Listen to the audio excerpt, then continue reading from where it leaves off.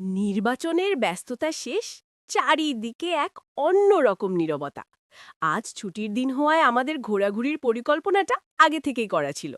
সারা দিন বাসায় অলস সময় কাটানোর পর সন্ধ্যার দিকে আমি, প্রলয় আর ওর বাবা মিলে বেরিয়ে পড়লাম। ঈদের আমেজকেও হার মানালো এই শহর। বাসা থেকে বের হয়েই অবাক হলাম, রাস্তাঘাট এতটাই ফাঁকা কি বিশ্বাস করা কঠিন।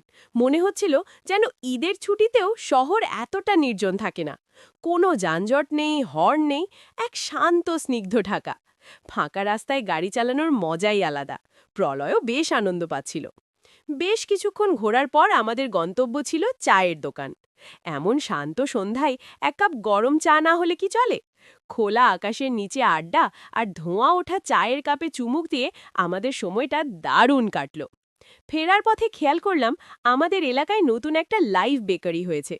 সেখানে ঢোকার পর বিস্কুট আর কুকিজের যে সুঘ্রাণ পাচ্ছিলাম তা এক কথায় অতুলনীয়। আমরা সেখান থেকে একদম ওভেন থেকে বের করা গরম গরম বিস্কুট আর কুকিজ নিলাম।